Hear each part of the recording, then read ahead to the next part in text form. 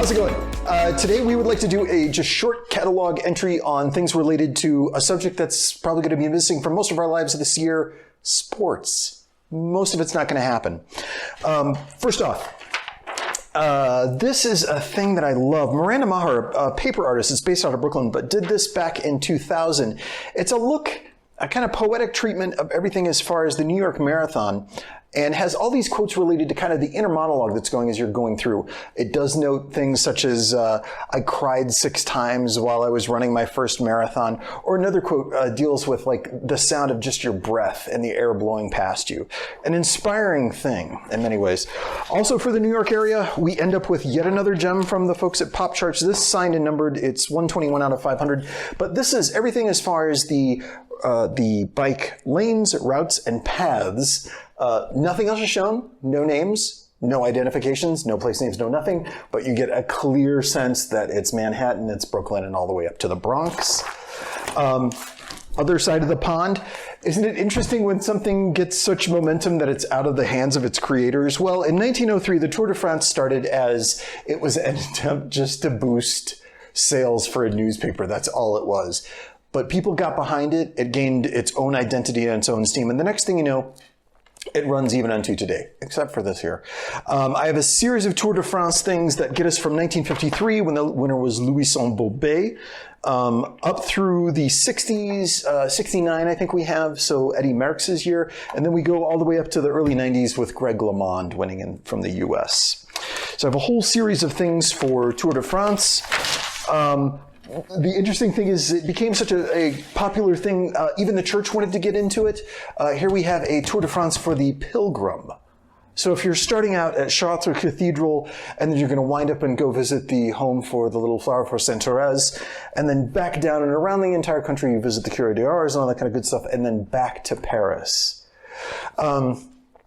Different vantage altogether, but important for us here locally. Skiing, the whole industry, mountaineering, etc. Hal Shelton is a local figure that's known for a poster that he did called Ski Country USA, which was the ultimate bird's eye kind of introduction to where all the different slopes were. This is a different piece. This is Ski West, which was done for United. Here he takes that same vantage point along the front range, but blows it out much further. Here we're going all the way up to Jackson Hole, we're going all the way out to Sun Valley, and we're going all the way down into New Mexico. But it's the same winter view and that same kind of rich, as he called it, the natural color relief approach to things. If he had a peer over in Europe, it would no doubts be Heinrich Braun. He was doing the same kind of thing in the 70s, but incredibly refined, exquisite work. I always love the sky in this one in particular. Here it is for Winter Olympics for Sarajevo.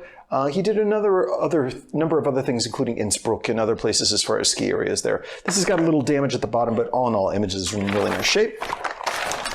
Hal Shelton, we mentioned earlier, his kind of his next in kin, his follower was one Bill Braun. He continued where Hal kind of left off, but he kind of bumped everything up a notch when it came to the color.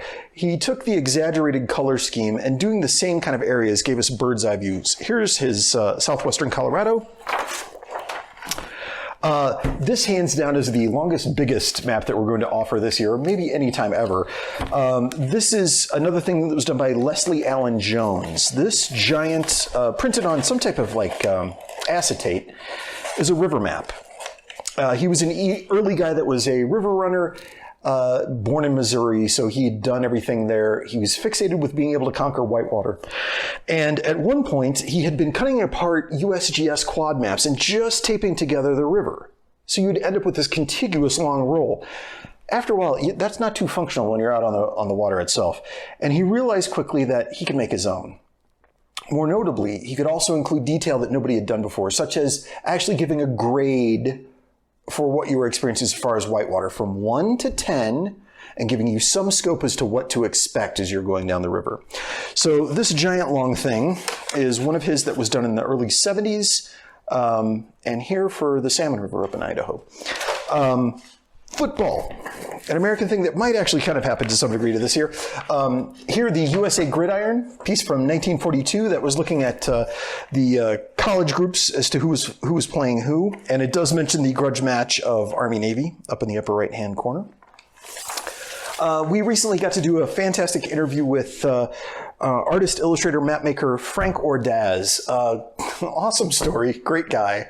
And we got to find out about this series that he did in the late 80s and early 90s, which were after he had done a series of images, which you know, because he did images for E.T., he did images for Raiders of the Lost Ark, Star Wars, Howard the Duck, a gajillion other things. He worked for George Lucas.